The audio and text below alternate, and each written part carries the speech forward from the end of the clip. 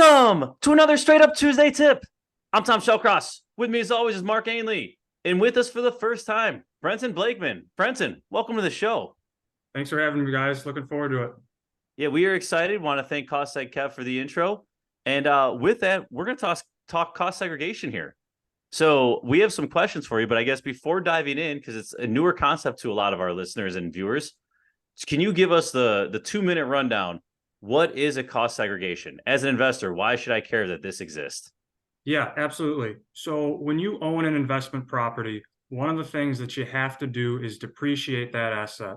The IRS assumes that when you own an investment property, it will lose some of its value on an annual basis. There's two ways we can go about this. The first way is the default method, straight line depreciation.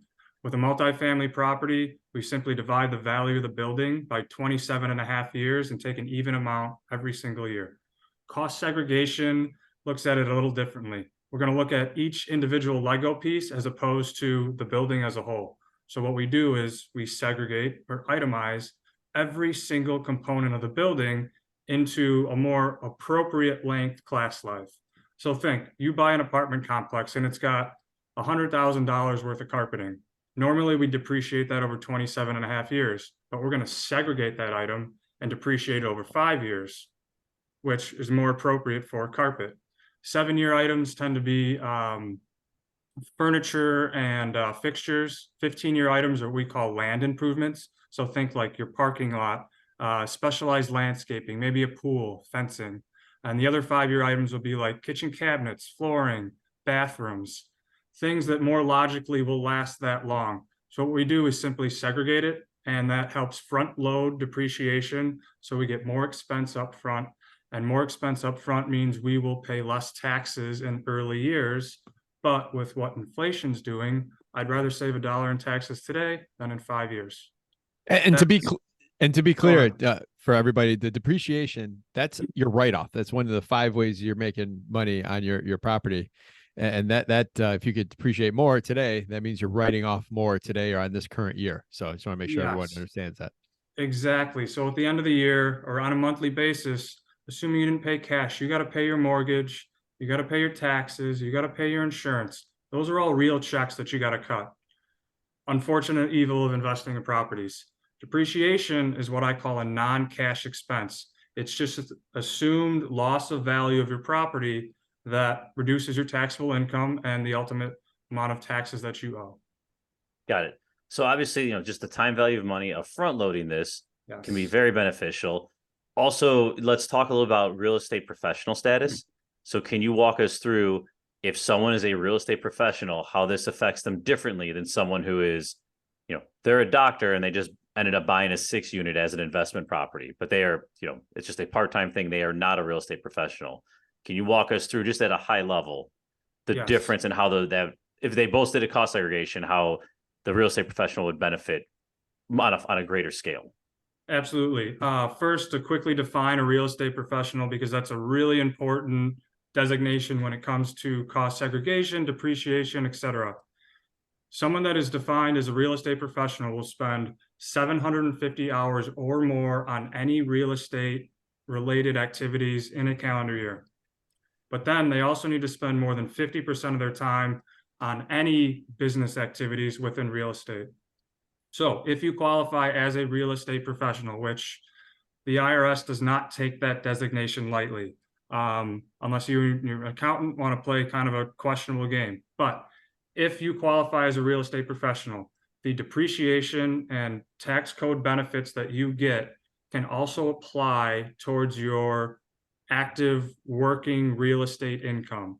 Whereas the doctor or the lawyer that has a W-2 from the hospital or the law firm that is investing in real estate, taking advantage of the depreciation benefits, they can only offset their passive real estate income. So it's limited. But for the real estate professional that's actively involved in their properties, they qualify for this designation, these depreciation benefits can offset their, real estate brokerage income, interior design income, contracting income, income from flips. Go ahead. Income from flips. Yes, exactly. And I know a lot of people that are investing in long-term hold real estate to take advantage of the depreciation benefits.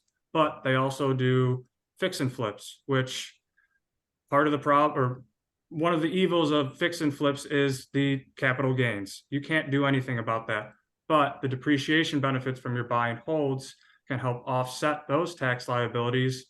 And then your eggs aren't all in one basket. You're diversifying, and you're able to take advantage of all this great legal stuff within the tax code.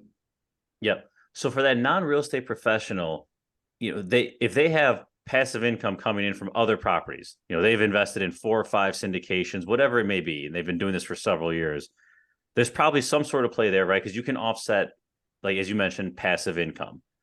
If they only, so let's say they only have like 1 or 2 properties like this, does it ever make sense to do a cost segregation, or is it, hey, like, it's probably not worth the upfront investment in time?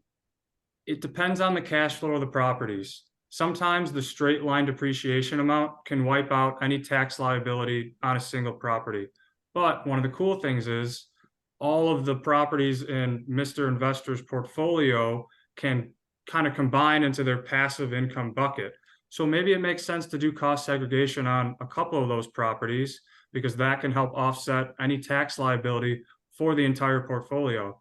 Or for other wealthy investors that are invested in things outside of real estate, the passive tax deferrals from cost segregation can also help offset some of those tax liabilities. What it really comes down to is I like to bill myself as another seat at the table to being a successful real estate investor. To be successful, you need a good real estate agent, you need a good attorney, you need a good broker, perhaps a financial advisor, some combination of a team. Sometimes 2 people fill more than one role, but when it comes to cost segregation, having someone like myself at the table to help fill out that team can help assess whether or not, cost segregation can or can't make sense. Because I'll be honest, sometimes the numbers just don't work, or, Tom, your tax situation is different than Mark's tax situation, so maybe it would benefit you, but not Mark.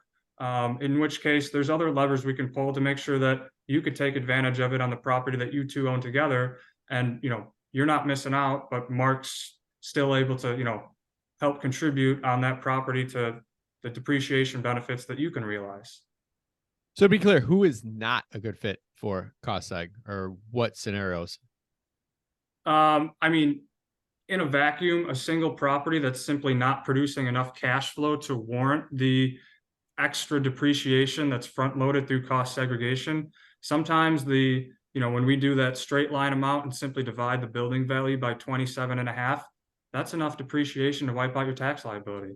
No cost segregation needed, because when I say it's the default method, any accountant in America can set up straight line depreciation. It's a simple math equation. Cost segregation, there's a fee to that. You need to pay an independent third-party firm to do a cost segregation study, or there's some online ones and whatnot. But assessing the tax situation, the cash flow, it's part of what a good cost segregation firm will do for you, to make sure that when tax season comes around, you didn't pay for a cost seg study that you simply can't take advantage of. And if somebody's out there right now thinking like, I'm not sure if I understood his answer, like someone like yourself can look at, get on the phone, talk to somebody through their situation, and be able to advise them if they're a good fit or not, right? That's part of what you do.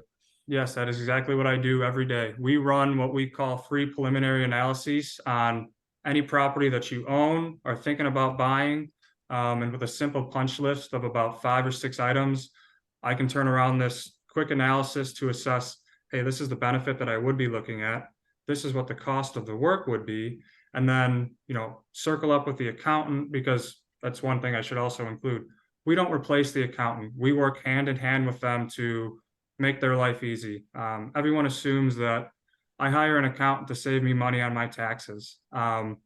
Unfortunately, there's 70,000 pages in the tax code, and it changes every year. No accountant knows every single tip and trick. So we become a seat at the table to help assess, hey, what are these tax benefits? Can you take advantage of them? Are there levers we can pull to ensure that you take advantage of them? Or, hey, this situation simply isn't right. Let's assess it on the next property. Good stuff. I think one more just real obvious one for listeners who haven't gone through this before. if you're going to sell the property in the near future, this typically will not make sense. You're going to pay to get it all front loaded, and you're going to have the recapture when you sell it. Right. So this is, Correct. you got to be in this for the long haul for this to make sense, just as a general rule of thumb. Yes, general rule of thumb, all of the things like cost segregation in the tax code are for your buy and hold strategies. The IRS, shockingly, recaptures the difference in the taxes that you save via cost segregation versus what you would have paid through straight line depreciation when you sell the property. Now, after 2, 3, 5 years, that recapture goes down so much. And the idea is, as you brought up earlier, Tom, time value of money. If I put this money to good use today by, investing in renovations and improvements so I can increase my rents, purchase more property, or simply just put it into the market to earn a return, I'm going to do better with those savings than when I have to pay that recapture. And after 3 or 5 years, it's really not that bad. It's more of a drop in the bucket, assuming that the savvy investor did well with that money. But that said, yes, there is recapture. Now, if someone comes and knocks on your door 12 months later and offers you double what you put into it, I'm probably going to say, sell it. You had a sound investment strategy doing cost segregation. That will not happen very often. But the long and short of it, it's a buy and hold. Yep. Okay. So let's real quick before we wrap here, let's talk about bonus depreciation, right? So I remember the first one I did, I was at 100%, and I had one that was put in service this year that was 80%, and it's going to continue to decline. So can you just explain what the bonus depreciation is, who it affects, and then how it's trending moving forward? Absolutely. So cost segregation has been around for quite a while, but the Tax Cuts and Jobs Act from 2017 created bonus or accelerated depreciation. Now, what that allows for with cost segregation is everything that we place in a category less than 20 years. So that's our 5, our 7, and our 15-year categories is eligible for bonus depreciation up to 100%. So any property that got placed into rental service from September 2017, when President Trump introduced the legislation, through December 31st of 2022, you could bonus 100%, which is exactly what you took advantage of, Tom. Now, we are in what is called a sunset period with that Tax Cuts and Jobs Act. So any property placed into rental service this year is only eligible to bonus 80% of that, whereas the remaining 20% gets spread out over the 5, the 7, and the 15. Now, each subsequent year. Real quick, just to dumb it down, so you're still getting it. You're just not getting that giant punch right off the gut, right off the get-go, right? Like it's still happening, but it's happening over X amount of years as opposed to this tax return where you're like, holy crap, there's a lot. Correct. Yeah. One of the biggest misconceptions with cost segregation is, I front load all this depreciation and then it poof, it goes away. All we're doing is reallocating depreciation. It's simply based on how much did you pay for the building and did you put any renovations and improvements into it? It's the same whether you do cost segregation or straight line. We're just moving it around to your benefit, time value of money. It's just a simple finance concept. But so any property that, as you said, Tom, you place in the rental service in 23 is only eligible to bonus 80% of it. And then each year we drop down another 20%. Now, what bonus depreciation has done for the commercial and investment real estate market has been really good. If I had to put money on it, I think that no matter who wins the election next November, this is something that will get readdressed, like the 1031 exchange, which I'm sure many of your investors are familiar with. It's something that helps make the commercial real estate market go round. And if they pull tax incentives from investment real estate, wealthy people will simply find other asset classes like agriculture or clean energy that have tax incentives. So I think this is something that will hopefully come back around. Obviously, it's going to be a messy election, but I think these are things that will come back with the bonus depreciation. But that said, assuming no changes, we are in a sunset period. Good stuff. Mark, anything else? Are you good to wrap here? I'm good to wrap. All right. So we got a Chicago fact, and who are we playing for? All right. So we're playing for T.R. Ramirez. T.R. actually left us a review on iTunes. So thank you for that. Appreciate it. TR, if myself or Brenton gets this answer right to the Chicago Fact, you get a $50 gift card brought to you by 𝗦𝘃𝗲𝗀𝗏. So, which is Brenton. So let's hear it, man. All right. So we'll give you multiple choice here, and Brenton Market's first shot at this, then you can help him out. So then doing a little bit of research, found out our guest today is from Lyons Township, it sounds like, which I may or may not be accurate. So I think their main campus is in Western Spring, also home to to Chris, general partner and my GC and partner. It was also home to this former Blackhawk, who was a member of the 2010 Stanley Cup team. He had the assist on Patrick Kane's Stanley Cup game-winning goal in overtime of Game 6. Who was that defenseman? And your options are Brian Campbell, Brian Bickle, Duncan Keith, Brent Seabrook. Brent, you know this one? No, I'm just trying to rule out who's not a defenseman in that list. All right, I'm going to say Seabrook. My guess is Keith. Oh, man, you guys missed it. Brian Campbell.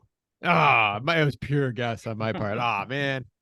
That was a tough one. I thought maybe the assist to Kane, I thought that might help you. I didn't. That was a tricky one. I was being too hard on you. Yeah, that was a tough one. I don't know too much about hockey though. So, but I didn't realize he had an LT connection. Oh man. Yeah. So TR, sorry, but we're gonna put your name back in so you can become part of the Chicago Facts sometime in the future again. But thank you for your sponsor, Brenton, for 𝗦𝘃𝗲𝗀𝗏𝗏𝗏. So listeners, all right, Tom, thank you as always. Brenton, thank you for coming on. This is your first time. Maybe we'll see you back soon. Appreciate it. Yeah. Listeners, leave us a review. TR was able to be part of the Chicago Fact because he left us a review on iTunes, whether it's iTunes, Spotify, or on anywhere else. You can leave your 5-star reviews for us. We appreciate it. That helps us. It helps us in the rankings. That helps other people like yourself find us. So thank you, Tom, Brenton. Listeners, we'll see you Thursday. Thanks all.